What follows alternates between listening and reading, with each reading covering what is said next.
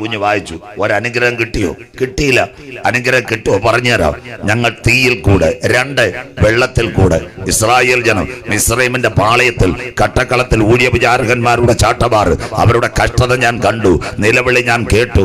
പെസഹായിൽ ആയിരക്കണക്കിന് ആടുകളെ അറുത്തു. കുഞ്ഞാടിന്റെ വിലയേറിയ രക്തം കട്ടളക്കാലിന്മേലും കുറുമ്പടിമേലും. മനസ്സിലാകുന്നവർക്കായി പടീനിമത്തിന്റെ വിമോചകനായ മോശ അവൻ കയ്യിലെ ഒരു കോൽ കൊടുത്തിരിക്കുന്നത്. അവൻ ചെങ്കടലിൽ വന്നു, അന്ത കോല നീട്ടിയിരിക്കുന്നത്. അന്ന് രാത്രി ആകാശത്തിൽ നിന്ന് അരുമயான പൂയലടിച്ചു.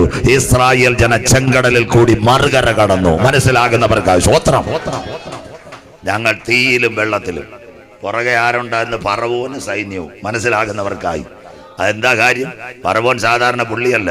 എബ്രായ കുടുംബത്തിനകത്ത് ജനിക്കുന്ന ആൺകുഞ്ഞുങ്ങളെ നൈൽ നദിക്കകത്ത് എറിഞ്ഞു കൊന്നവനാ ഫറവോൻ.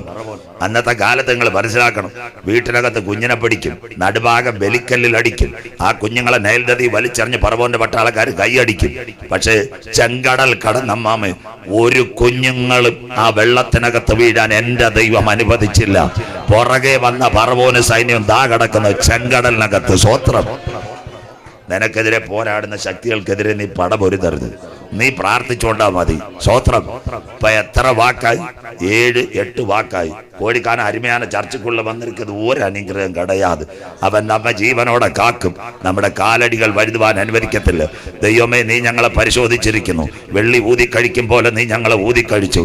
നീ ഞങ്ങളെ വലയിൽ അകപ്പെടുത്തി. മുതുകത്ത് വലിയൊരു ഭാരം വെച്ചു. നാട്ടുകാരെല്ലാം ഞങ്ങളെ അപമാനിച്ചു. ഞങ്ങൾ കോഴിക്കാനത്ത് തീയിലും വെള്ളത്തിലും കൂടെ നടന്ന് കർത്താവേ കൈവിടുമോ?